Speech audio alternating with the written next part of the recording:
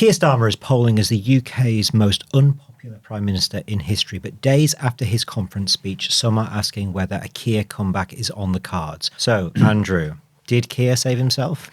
I think it's impossible to say at this point. He certainly had a vastly better conference than any of the commentators, including me, expected. And we can talk about the reasons for that. But none of that wipes away the huge storm clouds sort of boiling over the horizon throughout the autumn and winter. The budget, the really bad choice, hard choices that have to be made around the budget, what that means for public spending, including welfare again, and then into those elections in May. And I don't think anybody in the Labour Party, even in Downing Street, really expects the next 6 months to be easy. No. Why is it then that we think that he had a good conference? Because I think in many ways he did. His speech was good. So he comes into the conference. You've mentioned the terrible opinion poll ratings, Tom, but there's also the really, really dire economic situation facing the country and the leadership challenge. Now, a conference can't change many of those things. It can't change the economics and it can't really change the opinion polls because most people aren't watching the conference. But he managed to push away the leadership challenge, or rather the leadership challenge pushed itself away, and Andy Burnham was packing his bags and heading back to Manchester even as Keir Starmer got up. And I think the biggest problem he had coming into the conference was lack of definition. Who is this man? What does he believe? Where is he taking us? Who are his enemies? Who are his friends? And I think in his speech, he answered quite a lot of that. He decided, he plucked out Nigel Farage and Reform just after Reform had announced its huge indefinite leave to remain deportation strategy, and identified him with a kind of savagery and an edge that I haven't heard from him before as a genuine existential threat to the country and the enemy. And if you know who the enemy is, then you start to know who you are. And I think that was a very, very important moment for him. And the other bit of the speech I thought was very, very useful. It's not just, race and borders and migration and all of that. It's this constant talking down of the country, as they say. This, you pick up your phone, you pick up your laptop and you look at Britain as sold back to us by Elon Musk's X or the other social media platforms or Instagram, and is a country of violent crime, fights between Muslims and English patriots on the streets, everything filthy, everything going to rack and ruin, graffiti and slime and awfulness everywhere. And I thought his account of all the individuals in communities doing good work, pushing back, was very, very important. He is starting to try to flesh out his message. And I remember him talking, when you talked to him, he said, the country isn't broken. Or he said, is the country broken? He said, no, it's not. And that was quite a statement. And it was kind of left there. And I think his explanation of why he doesn't think that to be the case, why he thinks the country is not broken but can recover, we heard really for the first time in this speech. That was important. Yeah, there's a kind of socialism versus barbarism thing going on here, isn't there? That we've seen barbarism, we've glimpsed it, we know what it's starting to look like because of what Farage is saying, and what Farage is saying is starting to sound more and more extreme. It wasn't that long ago he was saying to people, no, we can't possibly deport tens of thousands of people, and now we've moved much further. So the question is, I guess, has Farage opened up a space for Starmer to step into and give him some definition? I think that Farage is a formidable and very, very talented politician, but I think he's made an enormous mistake on the indefinite leave to remain policy. He went far too far, and I think Middle Britain, in the privacy of the polling booths, simply won't have a policy, which means their neighbours, neighbouring businesses, all sorts of tax-paying, law-abiding people being picked up and deported in a kind of ICE-style fashion in Britain. I don't think they'll go for it, and I think Starmer has realised that. Yeah, and there's people who might be sympathetic to reform, or sympathetic to the Conservatives, or sympathetic to the idea that there should be less immigration, who are also friends or colleagues with people who they look at this and think, well, that's too far. The thing that I was struggling to try to understand leaving Liverpool this week was the same feeling of despondency, the same feeling of obvious pent-up anger in the country, the sense of kind of vitriolic dislike for the Prime Minister that in some senses feels irrational, to the point that it's way too emotional. This guy is not somebody that you should have such strong feelings about, but a lot of people seem to have made their minds up about him. Is that possible to shift with a good conference speech, or with a set of speeches, a set of statements, a coming together of a kind of idea that Starmer is seemingly starting to have? Like, is it possible, in your view, given you've seen this story pan out before? Is it possible for prime ministers to turn things around? I think not with a conference speech or a series of speeches, because I think that is old technology trying to defeat new technology. And it's a bit like the Polish cavalry charging the German panzers at the beginning of the Second World War. It's not going to work in the end. You know, the rhetoric of a speech, the way it's delivered, the fact that people are prepared to sit for sort of 45, 50 minutes and listen to an argument being made. I love it. I love that generation. I'm an absolute sucker for it. But you put that up against the power of social media films, tiny little films with music behind them, often in a AI generated, being pumped into people's hands again and again and again. You know perfectly well the speech will be beaten by the AI films. And I think that's what's going on. Yeah, it's already started. I saw within hours there were these memes going around. You know, that section of the speech where he starts to lay out what is good about Britain, you know, chopping the oranges up at half time and all that kind of stuff. I mean, I think I've heard that from him privately, and he means it. He believes it. He believes in a kind of decent England, a decent Britain. I mean, it feels very kind of Orwell. You know? He may be prime minister, but it's a deeply unequal struggle, I think, for attention and conviction going on here. And I think, you know, I've heard some wonderful speeches in conferences at a time when they really did make a difference, when every single front page the next day would be reflecting them, when the BBC News would be playing 10 minutes of conference speeches chopped up and analysed, where it really did have an effect on the atmosphere. But I'm afraid I think that those days have gone, those years have gone. But then this party machine needs to get better then, in a sense. It does feel like, you know, you mentioned it at the beginning, you know, this sense of we have the Prime Minister, you know, we're starting to understand this man. And then we have a cabinet that in many senses is very different from that Prime Minister. Obviously, it has different wings within the cabinet, has different personalities vying for his ear. But we also have a Downing Street operation that has different characters within it. We have, obviously, Morgan McSweeney, the most famous one, who has an understanding of where he wants to take the country. But we have older figures as well, new communications directors, sort of every few months, it seems. But if you look at Farage, you know, he has, and Robert Jenrick, and these characters that are doing well on TikTok and other social media forms, they have, you know, small teams of young students who are cropping pictures and putting them onto TikTok. To be fair to Morgan McSweeney, one of the things he has wanted to do, and I think he's doing, is getting rid of lots of old-fashioned press officers and bringing in young people who can do social media and do it differently. It doesn't always work so far. I've been looking at them. I think there's a very important kind of rhetorical point to make here, which is that on social media, it is much easier, because of the nature of the medium, to mock people, to destroy reputations and to generate anger than it is to calm people down or make them optimistic or relaxed or broad-minded. Broad-minded and X don't really go together very well. I think there's a problem of technology and rhetoric here that we need to talk about. Yeah, I mean, Tony Blair talks about this, doesn't he? I mean, he talks about he has a sort of grander theory that what's going on broadly is that we are going through a second industrial revolution, a tech revolution, and that the political parties that emerged out of the industrial revolution no longer match the economy of today. And so we are going to end up with different types of political party. But there is another argument that the kind of politics that we've had reflects the media that exists at the time. And again, we're going through a revolution and we're not yet out the other side, but kind of the politics is still reflecting a much older world. And who fits this world? Donald Trump, somebody like that. And reversing into your argument from an unexpected direction, perhaps, one of the things about this conference is that we did not have the great sort of dramatic confrontations between left and right that we saw in the Kinnock conferences against militant, or indeed in the Ben Healy fights, you know, back before that in the early 1980s. And that is partly because the nature of the left has changed. You know, Lucy Powell is not Derek Hatton, you know, or Neil Kinnock. Or Neil Kinnock. The Labour soft left are advocating policies which, frankly, previous Labour generations, in terms of the leadership, would have regarded as being too right-wing.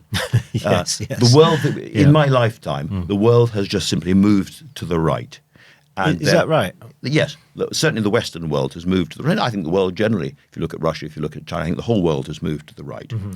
And in this country, that means that, as it were, the most passionate, angry, idealistic and difficult Marxists are no longer at Labour Party conference at all. Even in the Corbyn years, the world transformed people aren't there at all. Yes. And that means that the nature of the sort of argument inside the conference hall, around the conference, was much, much more muted than it's been before. And that obviously helped Keir Starmer. Yeah, I suppose that came out a bit if in the Andy Burnham profile that we ran last week, where, that is now considered sort of quite a left-wing intervention that Andy Burnham has made. And he's talking about council housing. And the council housing and public ownership. What about public ownership of the water companies? Not something I think regarded even by Middle England as particularly extreme, which is why I think, after your interview, and he got into a lot of trouble, and we both know the government was absolutely furious about that, and think that he cost the British taxpayer 1.75 billion, I think, in extra borrowing costs by what he said about the bond markets and all that. And so he was forced to retreat. But I don't think he has retracted a single word or syllable of his analysis and his critique of the government. And I think he's sitting in Manchester watching and waiting. Yeah, I think that's important, isn't it? Because what we have now is we have a sense, maybe it's a sort of opening for Keir Starmer now, that he has got through conference, he delivered a good speech, but as you say, an old-fashioned speech that has been mocked already on TikTok and social media. But there is an opening. There is a political opening that he has. He has to grab that. He has to use that. And we have coming up, we have the budget. Now, this is going to be a terrible moment for the government because they have to raise taxes. You do not get more popular through the raising of taxes. You then have the deputy leadership contest. Now, as much as the government wishes it wasn't so, the truth is that Lucy Powell is the runaway favourite to win that, and it's explicitly on a seeking a mandate to challenge the government. And then we have the May elections. So this is a very difficult 6 months coming up for the Prime Minister. A very difficult 6 months. And even the grander rhetoric of a conference speech will not cut it. They actually have to deliver. And so what we've seen this week is the first big moves on migration. We had Shabana Mahmood saying to the Labour Party, we're going to have to do things you won't like. Yes. And we're already starting to see what these are looking like. And I think there's an awful lot more coming. I think there's going to be a raft of changes coming, and it will be difficult, and it'll be fought through in Parliament, in the Labour Party and in the media. And everybody will at least notice that there are real changes coming. Now, whether they, quotes, stop the boat or control the borders in the short term, who knows? But they are certainly going to cause a serious political storm, and Starmer needs it. But he needs it in a context of always making clear that he is going for reform and their specific policy. He says that's racist and not going for just sort of disaffected, worried, bewildered voters who might vote for reform or be on big marches because they don't like the way the country's going. If he lets the two things become contaminated, then he's finished. Yeah, I mean, we're talking here about sort of oratory and how that changes politics, or whether it can change politics, when it can save careers, make careers, all these questions, and whether, we've moved into a different place. But ultimately, I think what we're talking about is still making arguments, making political arguments about whose side you are on, who you represent, and you have to go out and win those arguments. Now, whether you win them on TikTok or in, Joe Rogan style 3-hour podcasts in the United States, these are about arguments. And now, the thing that you said about Shabana Mahmood changing the law, seeking to change the law to deal with the small boats, it makes me think. And this is the kind of historical analysis here, the sort of the repeating sense of history, is that I think that the fear that hangs over this Labour Party is that they are the midwives of a revolution that's coming. And that is that feeling that existed in the late 70s. And this sense that you had speeches of a similar substance from Callaghan and Healey and these figures who said to the Labour Party, we're going to do things you don't like.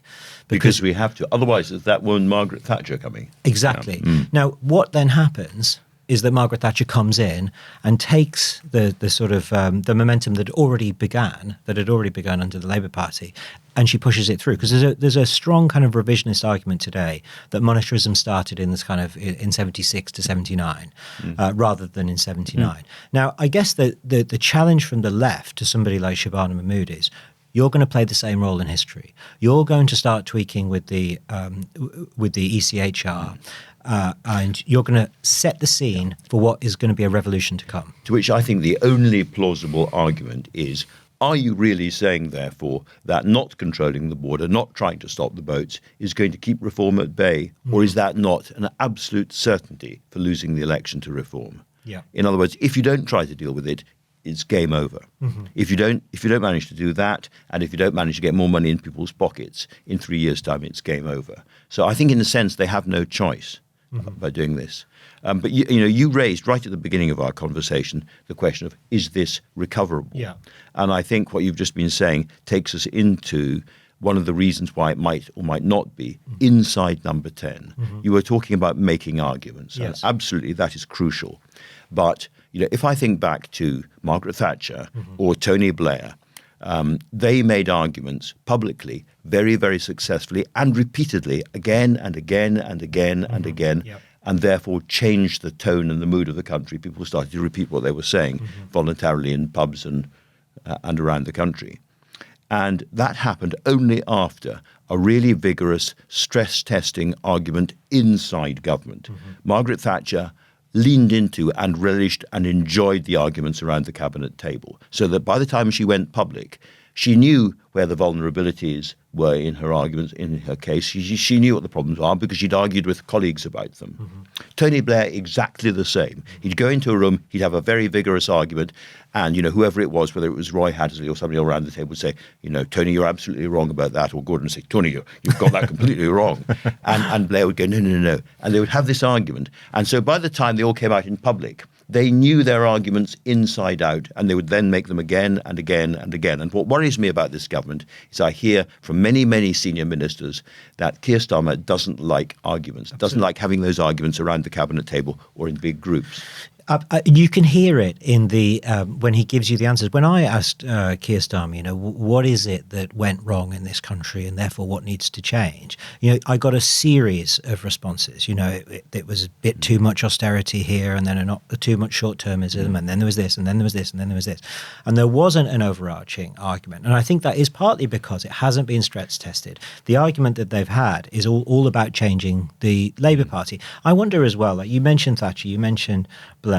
They had these political heroes as well, who were almost like kind of intellectual godfathers to them. I think probably Jenkins with Blair to some extent. I think certainly on Europe, and Enoch Powell, I think, with Margaret Thatcher. And they had people that they kind of looked to, and they had an idea about the world and where it was going. Often turned out to be untrue, but it was an idea of what they wanted. Thatcher laying down on the table, this is what we believe in. I don't think we have, you and I could have any idea what book that Starmer would place down on the table and say, this is what I believe in, other than perhaps the ECHR. I don't know. I think a big wodge of earlier New Statesmen with John Gray in them and Maurice Glassman perhaps is the nearest you could get. But Morgan might put that down. I'm not sure about Keir. I'm sure Keir would look at you with a bemused expression and say, what? No, you're quite right. Ideas do matter. Yes. Very, very much. If you look at the practical consequence of what we've been talking about, the lack of conversations around the table, and you think about, for instance, the digital ID cards, which I think is an essential idea for a modern country. Now, there are two ways of selling this. You can say this is to try to deal with migration, inward migration, the pull factor and the grey economy. True. But also you say, do you know what? This will make your life an awful lot easier and better. When you're dealing with the state in this way and this way and this way and this way, this just makes your daily life far, far easier. You're not going to give the state any more information than you give Tesco, but it'll make daily life much easier and smarter. Now, there was a conversation around that inside Cabinet Committee, but it was only the second bit about migration that was actually advertised by the government when that policy came out. As a result, it's even more unpopular than it was already. So that's an example. And I think on the recognition of Palestine and how you deal with Hamas, and lots of other policies. We're seeing evidence of a policy coming out before it's been properly cooked, before it's been properly stress tested. And I think that is an issue inside Downing Street they really have to resolve if this is going to be recoverable. So we covered a lot of ground there, a lot of history, I think. You mentioned as well these kind of great Titanic debates in the 70s and the 80s between the left and the right of the Labour Party. Now, in many respects, that is not what is going on with this deputy leadership contest. This is not Michael Foot. This is something. Where the differences between the two candidates are altogether smaller if we analyse it properly. But nevertheless, it is a Titanic battle because it matters for the future of this government. Andrew, you just sort of talk us through what you think is at stake in this battle between Bridget Phillipson and Lucy Powell. Well, let's talk about Bridget first of all, because Bridget, by most rules of measurement, is not on the right or the centre right of this government. Mm-hmm. I think she is in some respects old Labour right, that's true, but what she's done on schooling and what she's done on breakfast clubs and stuff, that is the kind of bread and butter of Labour Party policy. And so she has been very popular in the party, and she's got a very, very striking backstory. I mean, everybody seems to have a striking backstory at the moment in this government, but she really does have, came from a very poor background. First political action was writing to Neil Kinnock, wishing him well in that second election, and getting a letter from Neil back, by the way. So this is not somebody who is a right-wing outrider in any sense. No. She's been given a bit of leeway by Number 10 on the two-child policy cap, but I think two-child benefit cap, I think maybe not enough leeway. And I fear that she may have made a bad decision in deciding to stand at all, because the mood of the party, the mood of the parliamentary party, is very much worry about the direction of the government, concern about what's going on in Downing Street. And they do see Lucy Powell, very closely allied to Andy Burnham, of course, as their person. Now, Lucy Powell, as I said before, she's no Derek Hatton. She's a soft-spoken, thoughtful, pretty mainstream figure in the Labour Party. If there is something called Manchester Labour or North West Labour, then she is it. Yes. And if there is something called the soft left, then she is it. And I think the difference is that if Bridget got the job, then we would hear no more about the job. She would carry on being Education Secretary and brackets. Oh, yes, and she's Deputy Leader of the Labour Party, brackets. And she would make more speeches around the country, perhaps. And at the next Labour conference, she would make her own speech in that regard. But for the rest of the time, we wouldn't even notice the job was there. I think if Lucy gets the job, then she will use it she doesn't want to be a kind of aggressive public critic of the government. She wants to be a critic behind closed doors, but she will be picking up the views of Labour members around the country, and in particular the PLP, and bringing them to Number 10 and saying, Keir, you think you can get this through, you can't. Keir, you haven't made that argument properly. And he won't like that. He won't enjoy that, I don't think. And at some point, she may feel that it's going so badly she has to go public. And then all of us in the media have a person to go to whenever we want, a critic of the government who has authority inside the Labour Party, who's been elected and who we listen to and has cut through. That's dangerous for Keir Starmer, and that's the real meaning of this election. Yeah, and both of these candidates are privately and publicly frustrated at the sense that they are proxies for Keir Starmer and for Andy Burnham. But the important thing there is not that whether they are or not proxies for this sort of bigger fight going on. It's that a victory for Lucy Powell will reflect a deep unhappiness with the direction of this government. Correct. And so it's a challenge to his authority, but it's also a challenge to take a different path politically. And that's why this is so important. And it's also a kind of reflection of the fundamentals that the Prime Minister is dealing with. And we should point out here that obviously he inherited a terrible situation, as did Rachel Reeves. There are no easy choices for either of them here. But nevertheless, we are where we are. And if this happens, this is the first challenge to the Prime Minister's authority, because it comes at the end of this month, before the budget in November. So it's an important moment politically here. It just makes everything harder, doesn't it, for Downing Street? Yeah. If Lucy Powell wins, we don't know yet. She might well not. But also, this is personal. We have to remember, it's a small, tight group of people, and everything is personal. And Keir Starmer did not sack Bridget Phillipson, but he did sack Lucy Powell, and in her view, didn't explain what she'd done wrong and why he was doing it. So there is a personal personal edge in this we should never underestimate. I mean, politics is always personal, and that's why it's sort of it once you know these characters, and as you explain at the start there, it's kind of absurd that we've got into a position where Bridget Phillipson, who was for the beginning of this government a kind of hate figure for the Tory right, they were briefing against her, weren't they? She was going to get sacked. Michael Gove was out to get her. There's a feeling that the Blairites thought that she was this kind of useless, soft left tool who was undoing all of their good work, and now she's seen as a sort of establishment stooge. Yeah, I know. She's a very good woman. I hope it doesn't end badly for her. The thing that I also wanted to ask you about, Andrew, is that the sense to me, at least, that this frustration that the government has with me or with Andy Burnham for that interview, and the fact that it, as you said, it cost the government £1.75 billion in headroom, I think just reflects the astonishing fragility that this country seems to be in. So, because you could well imagine, for example, Lucy Powell Victory spooking the bond markets. I mean, if a quote in the New Statesman can spook the bond markets, apparently, then why would a victory for a critic of this government not do the same? Now, this is kind of, I think, absolutely fundamental to our politics, in the way that, you know, we lost a prime minister in Liz Truss because of the markets.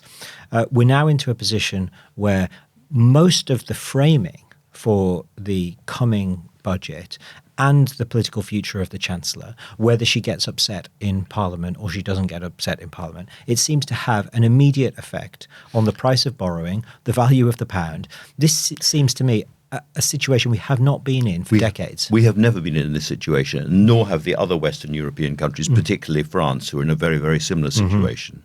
I'm beginning to think the bond markets need to hire their own really good political commentator or columnist. Or certainly a reporter. The bond markets need a reporter to explain to the bond markets what's really going on, what matters and what doesn't, because they're picking up some poor messaging at the moment. Putting that to one side, this is a remarkably fragile time. And, you know, Rachel Reeves is consistent, insistent that the fiscal rules matter and are ironclad and will stay, is there for a reason. It's not, I think, that she enjoys doing it. She did not want to be the Philip Snowden de nos jours, for those who get the reference, a very steely previous Labour Chancellor. I mean, she wants to spend money. She wants to spend money on education. She talked in her speech about spending money on libraries in primary schools and how emotional that made her. So she is a proper Labour Chancellor stuck in a very, very difficult moment. The fact that we may need correspondence, bond market correspondence, where we once had industrial correspondence, probably tells you a lot about the way that the country and the world has changed. And as you say, and I probably hadn't considered it enough, but has moved considerably to the right over the past 30 or 40 years. Everything has, and the bond markets are the signifiers of that. I don't know who these people are. I don't know where we find them, Tom. Do we hang around certain parts of Switzerland or northern Italy and bump into a bond market? I have no idea how we do Or the it. vigilantes. Who are the vigilantes? If you want to come on the show, we'd love to hear from you. We'll buy you a cappuccino. I think they probably want more than that, don't they? Yeah, they can probably afford more than that. But I mean, this is an important point. I think, and this is something that I would say, again, we're talking about small differences. If you think about what Andy Burnham's central critique is, that, you know, we are in hock to the bond market, and he is saying not that the bond markets are something we should just ignore. He is saying that we can't as a country, or we shouldn't as a country, be in this position where any small decision we make leads to a fluctuation in the bond markets. I think that's Rachel Reeves's position. Rachel Reeves is privately incredibly frustrated with the press, but also her own backbenchers, because she feels that the decisions he's trying to make would lead to a world in which we paid less money to American hedge funds every year in We've interest. got about 30% of our debt, or something like that, I think. Yes, I think it is an extraordinary reality that we're spending billions, tens of billions a year. It's siphoned out of the country to the United States, which frankly doesn't need the money. I think it's doing quite well, economically at least. And that is the reality of a kind of social democratic government at the moment. It's a very, very uneasy situation, and something that I felt when I went to conference. I bumped into lots of people who were doing real things to make us less fragile in the real world. You know, rebuilding the energy system, talking about modular nuclear reactors, talking about the need for new towns, a very, very good idea up and down the country, long-term skills training, lots of people doing real good stuff, NHS reform, social care reform. And the one thing that unites them all is they need 10 years or maybe 20 years to make a real difference. And they are trying to rebuild the country atop the kind of quicksand of constant political change. Prime Minister might be out by May, the government might be out in a few months to reform, etc., etc., etc. Constant change, constant uncertainty in politics. And it's like we're all kind of addicted to this sort of ADHD style of politics. And it is absolute death to rebuilding and creating a stronger and more resilient economy and a stronger and more resilient country. I came away quite depressed about that. Yeah, I think if you were writing another history, Andrew, of Britain, you might look at the period from 2008 to today and think of the number of prime ministers we've had, the number of changing plans that we've had. And you think of the Chinese quietly planning for 20, 30, 50 years ahead, 100 years ahead, under a single leadership. I'm not, by the way, anyone advocating a Chinese communist leadership of this country. Nonetheless, our system is so fast changing, so constantly changing direction. I think it's a really big problem to rebuild the country. On that, we should bring this episode to a close. You've been listening to the New Statesman podcast with me, Tom McTague, and my colleague Andrew Marr. This episode was produced by Catherine Hughes and Biba Kang. The executive producer is Chris Stone, and the podcast will be back tomorrow.